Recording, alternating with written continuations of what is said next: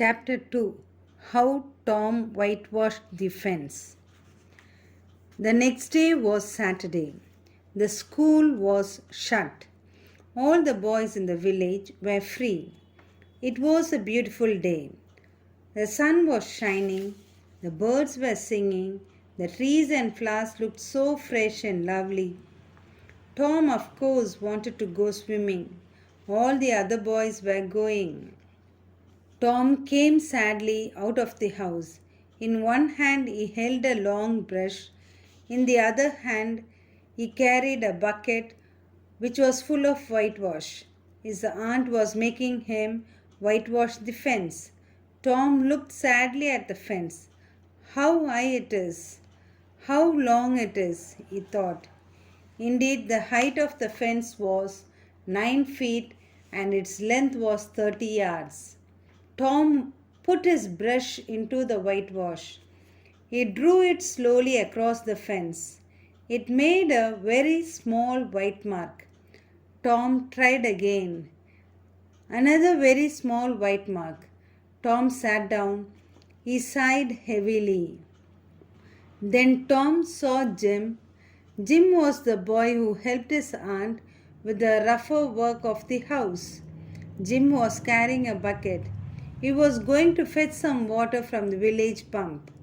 The other boys will be there at the pump, thought Tom. Fetching water is hard work, but it's better than whitewashing. So he called Jim. Let me fetch the water while you whitewash the fence. Oh no, replied Jim. The old lady said that I mustn't help you. She said that you must do the whitewashing yourself. I'll give you a marble, Jim, if you let me fetch the water.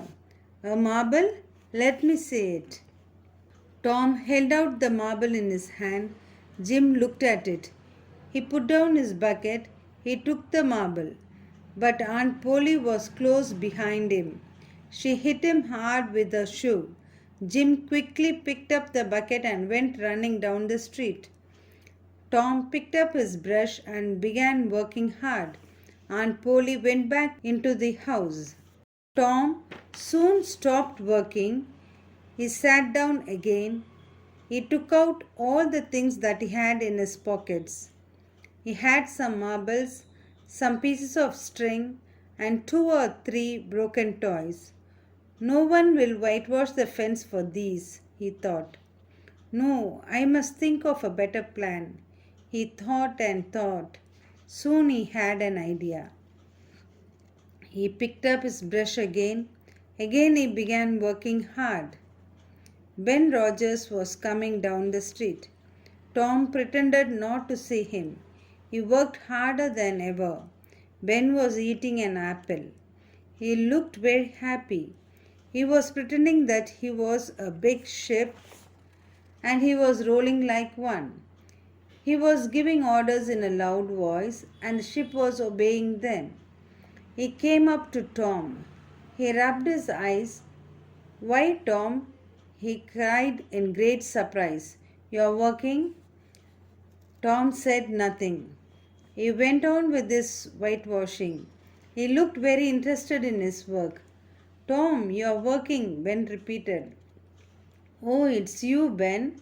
I didn't notice you. I'm just going for a swim.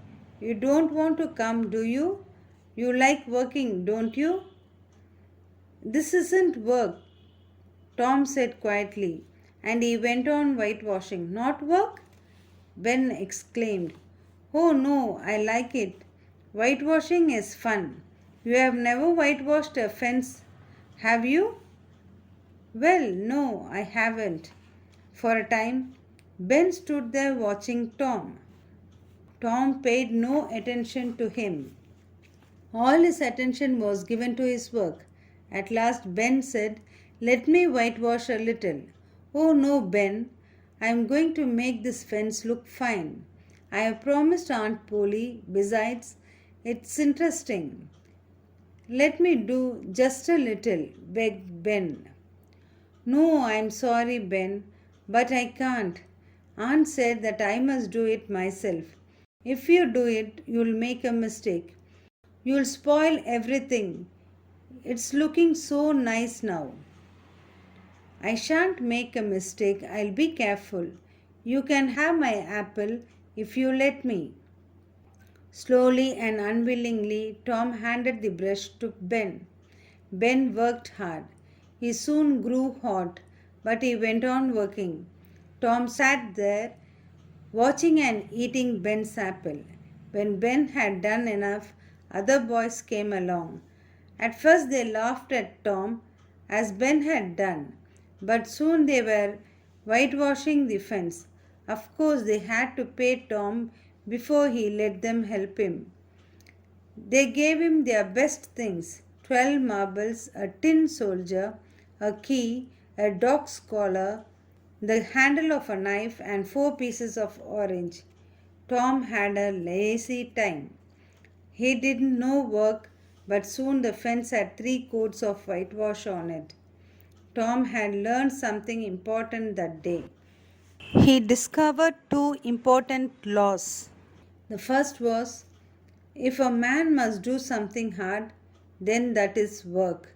If he likes to do something hard, then that is not work. The second law was, if we cannot get something, we want it badly. If we can get something easily, we do not want it.